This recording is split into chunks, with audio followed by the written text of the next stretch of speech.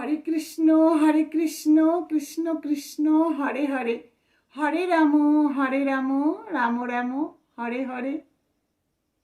আমরা অনেক সময় অনেক প্রিয় জিনিস হারিয়ে ফেলি, তখন আমরা ভগবানকে দোষারোপ করতে থাকি।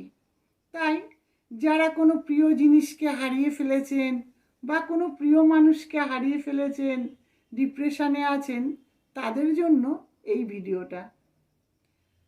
একদিন একটি পাখি ঈশ্বরের কাছে বিচার চাইল।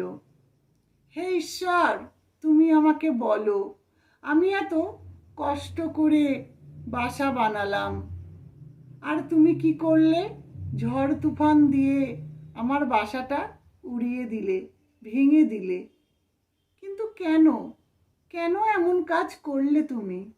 এই কি তোমার বিচার?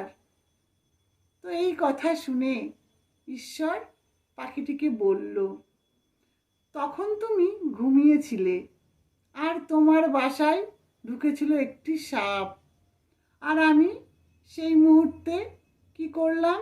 ঝড় তুফান দিয়ে তোমার বাসাটা উড়িয়ে দিলাম, আর তোমার ঘুম ভেঙে গেল, তুমি সেই বাসা থেকে উড়ে চলে গেলে। তাই যদি ভগবান ঝড় তুফান না দিত, তাহলে পাখিটি ঘুমিয়ে থাকতো। তাই এই গল্পটা থেকে আমরা কি শিক্ষা নিতে পারি? ভগবান যেটা করেন সেটা আমাদের মঙ্গলের জন্যই করেন।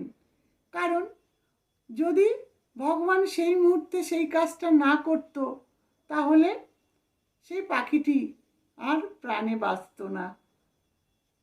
তাই যখন আমাদের কোনো প্রিয় জিনিস হারিয়ে যাবে বা কোনো প্রিয় মানুষ চলে যাবে, তখন কষ্ট পেয়ে লাভ নেই। মনকে বোঝাতে হবে, হয়তো আমার সাথে তার সম্পর্কটা ভালো ছিল না, কিংবা সেই জিনিসটা আমার হয়তো ভাগ্যে ছিল না, তাই ভগবান সেই জিনিসটাকে সরিয়ে দিয়েছে।